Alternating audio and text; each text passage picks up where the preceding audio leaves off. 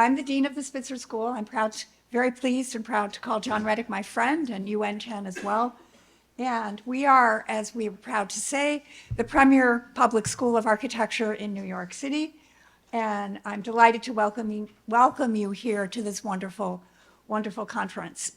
So as is our wont at Spitzer, we begin with an acknowledgement that the School of Architecture, grounded on the schist bedrock outcrop of Harlem, is situated upon the ancestral homeland and territory of the Munsee, Lenape, Wappinger, and Wequassajek peoples. As members of this community, we are obliged to know the histories of dispossession that have allowed the City College of New York to grow and thrive on a vibrant and also contested terrain.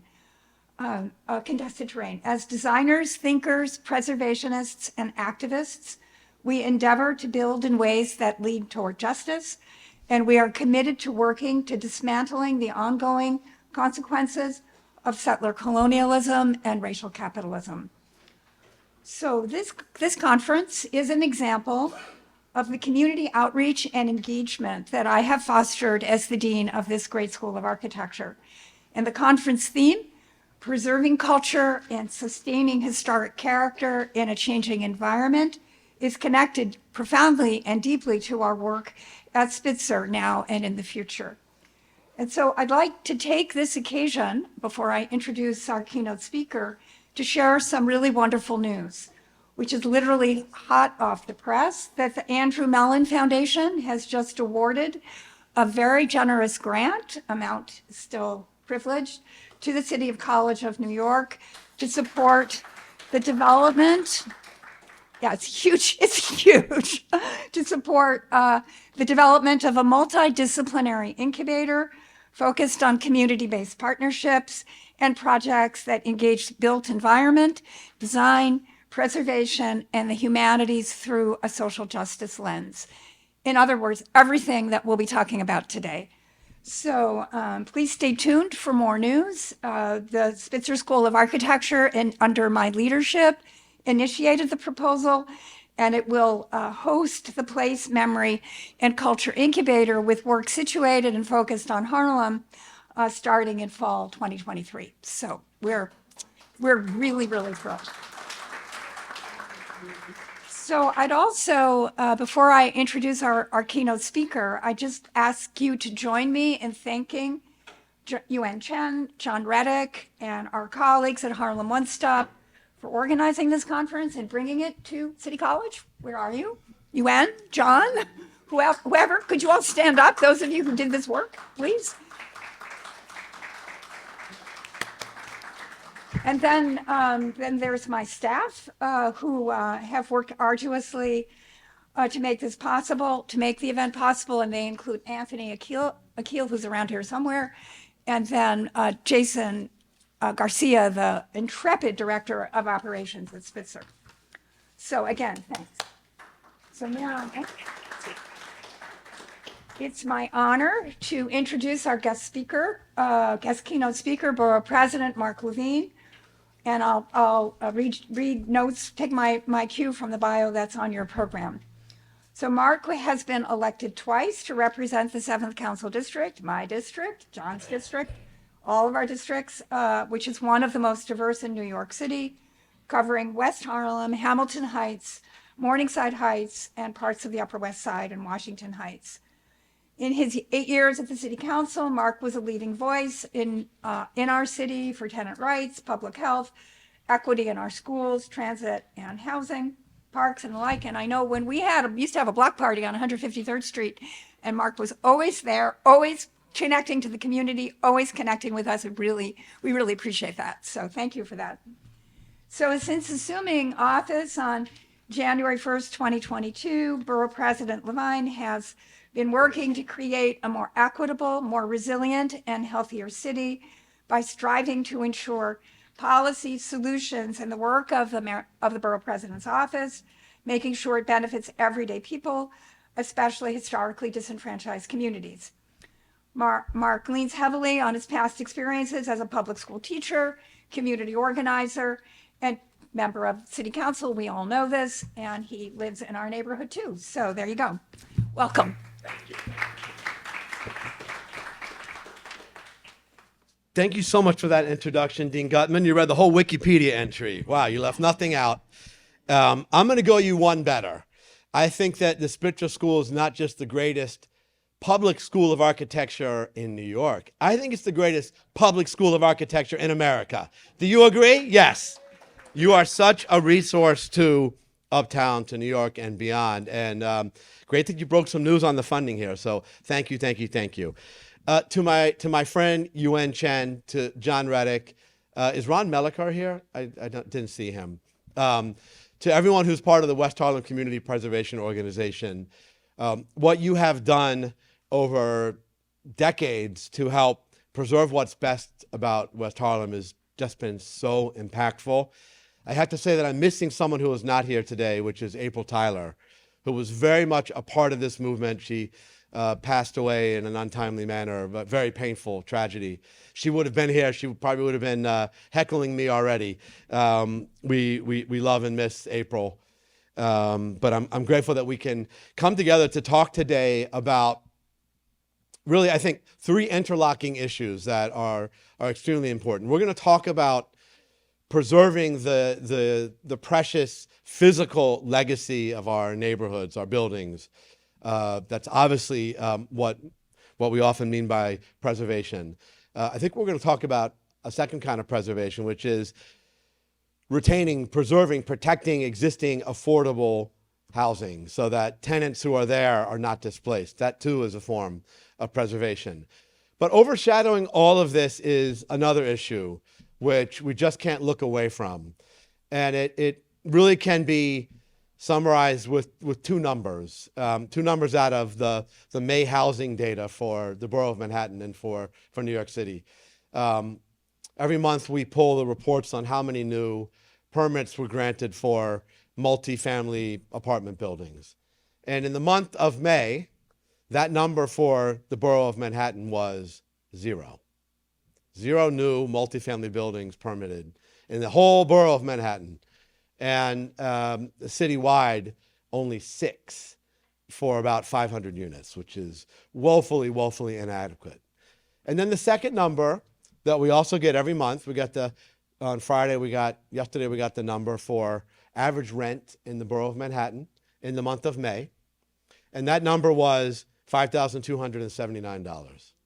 That is the average rent for market rate apartments in the borough of Manhattan in the month of May. And we cannot ignore that. This is a crisis which will change Manhattan and New York City in ways that I think would be profoundly negative. And I'm going to go in depth on that, but it is the background to every topic that we're addressing here. But I do want to start with preservation because our built environment, the legacy of our buildings tells the story of who we are. It tells the story of who we have been and how we became the city that we are today. It is critical for connecting us to our past, the good and bad that story embodies. It is a legacy that we have to constantly protect because it's under threat. And some of my proudest accomplishments in the city council were efforts we made to preserve that legacy. We were able to create the Morningside Heights Historic District, part of this Community Board 10, an effort that had been years and decades in the making that will preserve, I believe the number is well over 100 buildings in Morningside Heights. We were able to preserve individual properties in our community, like one of the oldest Roman Catholic parishes in Harlem, St. Joseph's on 125th Street. And I have to say, in doing that work, I've been inspired and continue to be inspired by one of New York City's great preservationists who's here in the front row, Michael Henry Adams, who has done so much to keep the preservation movement alive uptown. And if you haven't read his book, Harlem Lost and Found, he just told me it's still in print. So you can't understand Harlem and preservation without having seen that book. West Harlem really proves that preservation is not just about creating a museum piece, that preservation is actually about economic dynamism. and the work that so many of you in this room have done to preserve what is objectively one of the most beautiful neighborhoods in New York City, some of the most gorgeous blocks in New York City, really objectively. What you have done in leading that fight is also help to ensure that our community is a destination for visitors that then inject resources into the local economy by spending at local businesses. And you've also been so smart in connecting that to the arts community. And there is today a vibrant arts community in West Harlem that is very much rooted in the preservation movement. So preservation is about all those things. It yields economic benefits, and it's why New York City has to continue to do that work, not just by landmarking, but also by putting resources into the preservation of existing buildings. And that does take money. And we have small amounts of loan funds and grants that are available for distressed historic properties. It's not enough. We also have to do more to put resources in to that important work. I mentioned a second kind of preservation, which is preserving affordability, preserving affordable housing. Sometimes we're doing that in buildings that are not particularly beautiful or historic, but they are homes, and they're precious homes. And this has been a very challenging battle, as really over the past 20 years, we have lost, in the borough of Manhattan alone, probably in the last 20 years, 100,000 affordable apartments, mostly by the erosion of the rent-stabilized stock, also by the loss of some programs like Mitchell-Lama, where we've lost Mitchell-Lama buildings.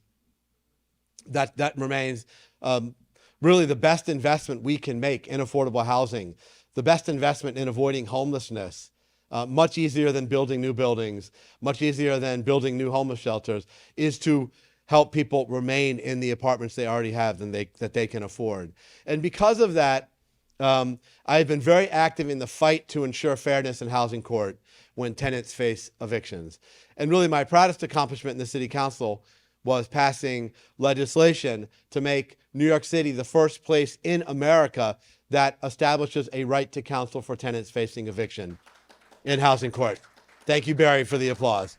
I'm really proud to have partnered in that fight with someone who's a dear friend and has been my partner in so much in government. She's now the Bronx Borough President, Vanessa Gibson.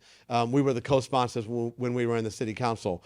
And this legislation, it's been a game changer in housing court. It's completely changed the power dynamics in eviction proceedings.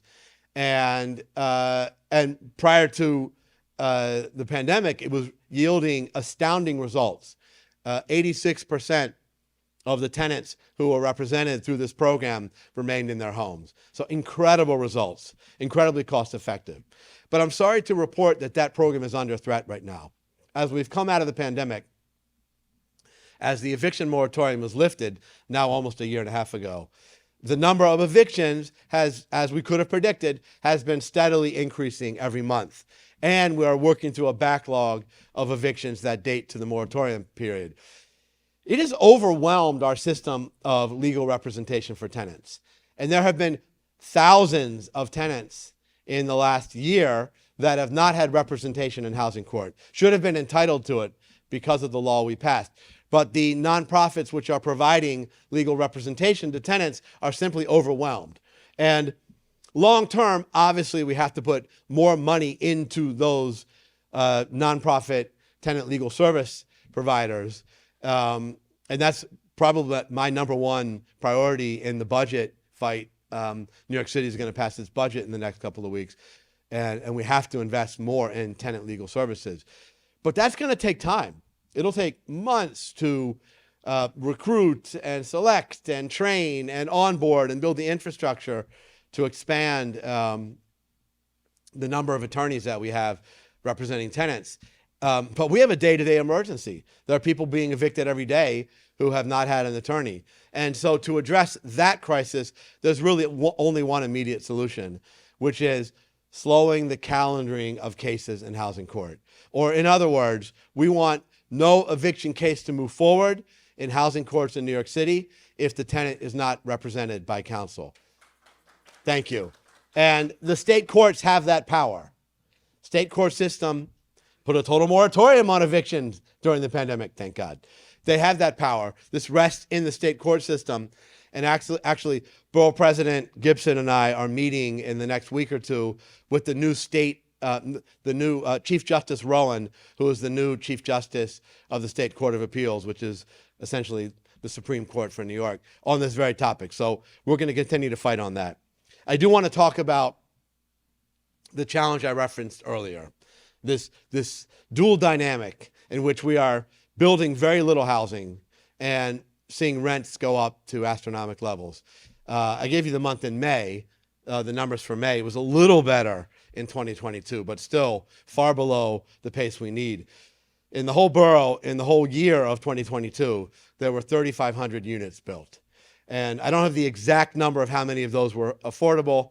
My friend Ahmed Tigani, who's going to be speaking from from HPD in a few minutes, will correct me. But certainly well under 1,000 of those units were affordable.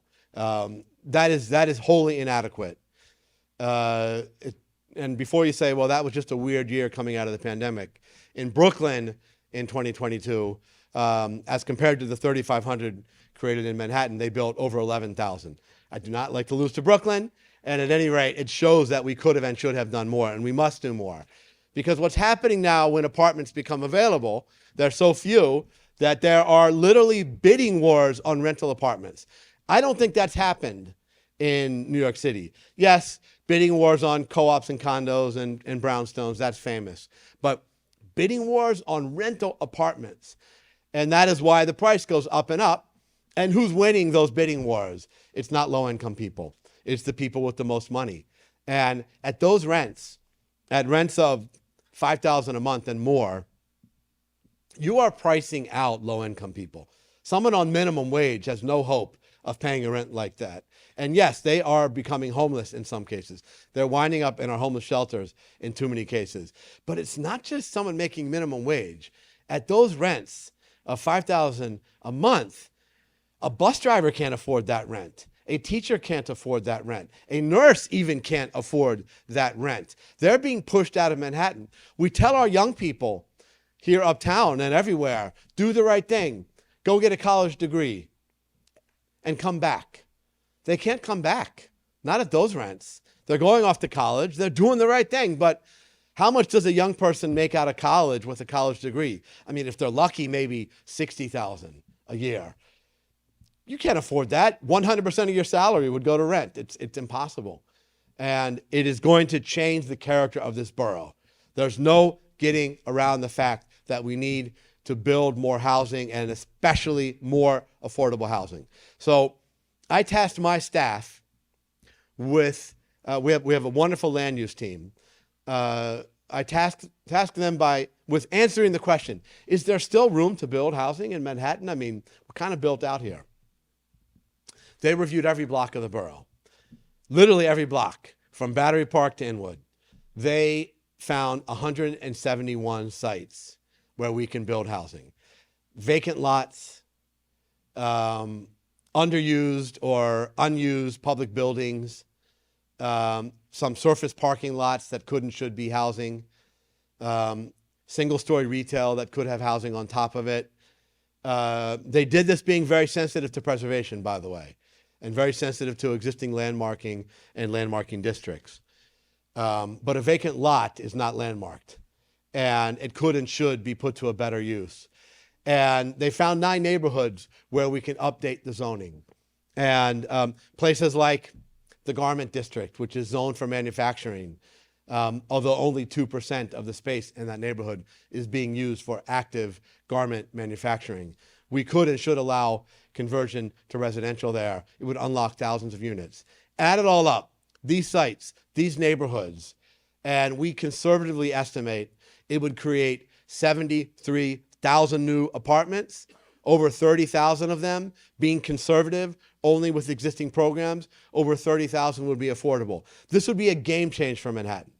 This would change the trajectory of Manhattan. This would allow a bus driver, a teacher, even someone making minimum wage to have better hope of getting housing here. It would allow the young people, the kids and grandkids of many people in the room, my kids, it would allow them a shot at getting an apartment in the borough where they grew up. But I don't want to minimize the work it's going to take to actually bring this vision to reality, to actually build these homes. On most of the sites that we identified, there's going to need to be some public action. About 40% of them are owned by some public agency, HPD or another city agency, in some cases state and federal agencies. And so it's going to take work to bring them to the finish line as affordable housing. Some of them are going to require land use actions. And so there's going to be work that all of us have to make. But I cannot ignore the role that our state government has in making it possible for us to meet the desperate need we have for housing, for affordable housing in Manhattan and New York City and New York State. And I think the session may be in its waning hours at this exact moment. Did it end last night, or it's still rolling? Thank you. So I'm going to call this the 11th hour and 59th minute in the 2023 legislative session for the state of New York. And the stakes for housing are massive, just massive. We have empty office buildings in Midtown Manhattan. I think you know that. Because of the changing nature of work, some of them are not going to fill up. That's also an opportunity to convert them to housing and make sure we get a ton of affordable housing. We can do that, but there are all sorts of things Albany has to do. I mean, that's illegal right now, right? We have to do some fixes to change the regulations, to change the land use rules, to put financing on the table to make sure that we get affordability in a way we didn't in the financial district after 9/11 when they converted buildings. Got no affordability downtown. We're not going to let that happen in Midtown. That's going to need a variety of actions in Albany. As of this 11th hour and 59th minute, it hasn't happened yet. I also support tenant protections through a rule called good cause eviction. At this 11th hour, it has not happened yet. So I know that our local representatives are fighting the good fight up there, but we need this to happen. We cannot let another year go by without the kind of legal infrastructure we need to reverse the trend of inadequate creation of affordable housing in Manhattan and New York City. The good news here is that every one of the challenges I laid out is solvable with good policy, with the right city and state budget and federal budget, with the right zoning, with the right commitment to creating the housing we need for people who are at the lowest rung of the income ladder, with the commitment to continuing to protect the beautiful historic buildings that we have in neighborhoods like West Harlem and Hamilton Heights. We can do this. And that's what today is about. You're going to hear from, I saw the agenda. Wow, what a remarkable collection of experts you're going to hear from today. And today is about answering the question, what do we need to do? What can we do to solve these interlocking challenges? I am so grateful to West Harlem Community Preservation Organization, to UN, to John, to everyone who's made this day possible. Thank you for allowing me to kick this off. I'm really thrilled at the conversation ahead. Thank you so much, everybody. Enjoy the day.